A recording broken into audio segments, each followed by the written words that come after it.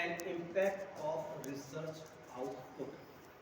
Matrices are available for use at the journal level, article, and even research level. However, any one metric only tell a part of the story, and each metric also has its own limitation. So, based on the field research, आपका जो database है उसकी अलग अलग matrices, matrix means क्या है, एक ही number, ठीक है ना, एक पर्टिकुलर टाइप के फील्ड के पेपर्स आपके एक तरफ है, दूसरे फील्ड के अलग है, तीसरे फील्ड के अलग है। तो जो आपकी जो मैट्रिसेस होती हैं वो जर्नल लेवल पे अलग होती हैं, रिसर्चर लेवल पे अलग होती है, ठीक है ना। और जो quality of research paper, quality of researcher है ना, ये सब जज करने के लिए, उनको एसेस करने के लिए ही ये रिसर्च मैट्रिसेस यूज की जाती है। और देयर आर डिफरेंट एजेंसीज, है ना, which create their own research matrices based on the research database. जो भी मेरे पास बहुत सारे पेपर्स हैं, हर के अपने अलग अलग क्या होते हैं, नॉर्म्स होते हैं, कंडीशंस होते हैं। तो जैसे हम कहते हैं जनरल लेवल पे बात करते हैं, तो आजकल एक होता है इम्पैक्ट फैक्टर, है ना। जैसे आप लोग सुनते हैं कि सब लोगों ने आपसे कहा होगा भाई तभी काम चलेगा जब आपका यूजीसी केयर लिस्ट में पेपर होगा, है ना। कहा जाता है कि भैया रिसर्च बना बेकार मानी जाएगी unless until you don't have a paper in UGC care list और स्कोपस, नाम सुना होगा, तब तक आपका है ना रिसर्च बेकार है। तो ये यूजीसी केयर आई कहाँ से? भाई क्या है, इंडिया में यूजीसी एक हाईएस्ट बॉडी है फॉर हायर एजुकेशन, आपको मालूम है। तो वहाँ पर क्या है, एक्सपर्ट्स की कमेटी बैठी, उन लोगों ने क्या किया कि भाई हमारे पास ये डिफरेंट नॉर्म्स हैं, अगर कोई भी रिसर्च जर्नल्स इन नॉर्म्स को फॉलो करता है ना, दे आर स्टैंडर्ड लॉज, उनको कंडीशंस को फुलफिल करता है, तो वो यूजीसी केयर लिस्ट के अंदर आ जाएगा।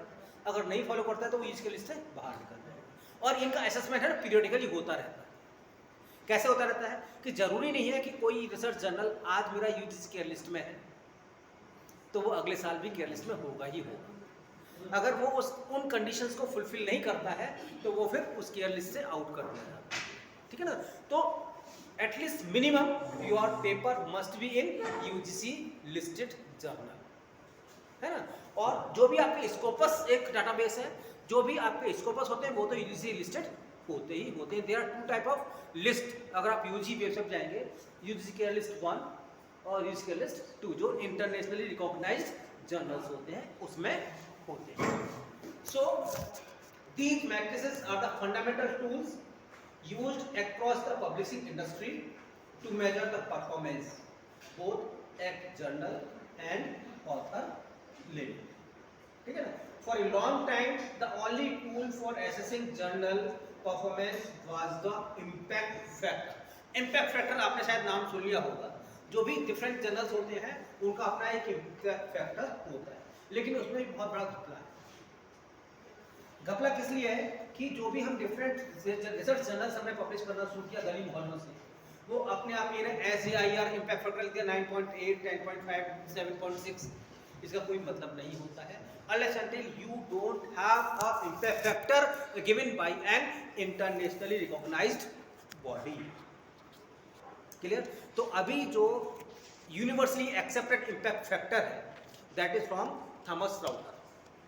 तो जब भी कहीं भी आप कोट करते हैं कि मेरे इस पेपर का इम्पैक्ट फैक्टर कितना है, 2 है या 2.1 है, तो वो कौन सा होना चाहिए, थॉमस राउटर इम्पैक्ट फैक्टर ही होना चाहिए। और कोई इम्पैक्ट फैक्टर कहीं भी क्लेम आप नहीं कर सकते, उसको उठा के फेंक दिया जाएगा। कोई थॉमस राउटर है ना, थॉमस राउटर इम्पैक्ट फैक्टर है, आप सर्च कर सकते हैं, तो उसकी पूरी पूरी लिस्ट है। और ये नहीं है कि सिर्फ साइंस के उसमें होते हैं, science and literature and all these fields की आपके वहाँ पर सारे जर्नल्स दिए हुए हैं। तो मैं ये दावे के साथ कह सकता हूँ कि अगर उस थॉमस राउटर इम्पैक्ट फैक्टर 1 के इम्पैक्ट फैक्टर में 1.0 या 1.1 में अगर पब्लिश करा कोई बंदा तो that is a big thing. Thomas router अगर किसी का paper Thomas Reuters impact factor 1 में अगर पब्लिश हो जा रहा है that is a big thing, है ना। वैसे हम कहते हैं कि मेरा 10 या 12 1.0 1.1 में छापे हालत खराब हो जाती है। It's very difficult to publish a paper having a impact factor Thomson Reuters impact factor 1 और more than 1।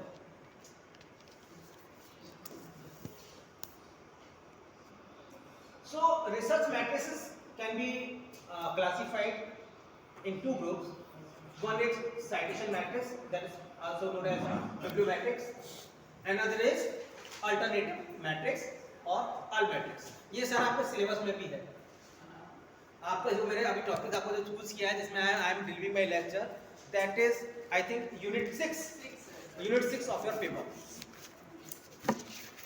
So citation matrix counts and analyze the number of times other researchers refer to a cite a given publication and can be useful measure of the level of attention and impact within scholarly publishing. जो अभी मैं आपसे discuss की, मैंने कहा citation matrix review कि भाई मैंने पेपर पब्लिश किया, उसका साइटेशन स्कोर क्या है.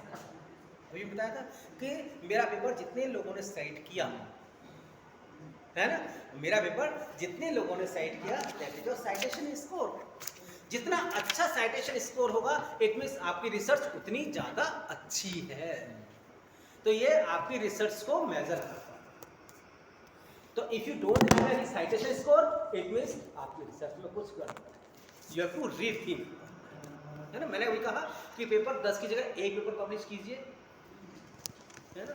जैसे अभी हम बात करते हैं कि यूजीसी में एक पोस्ट डॉक्टरेट फेलोशिप मिलती है, बीएस कोठारी फेलोशिप होती है ना. तो साइंस की बता रहा हूँ क्योंकि मुझे अभी इसका पता नहीं.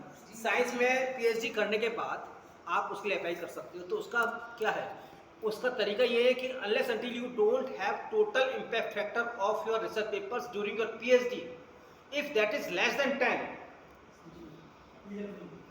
आपका पेपर फॉर्म में हटा दिया जाएगा.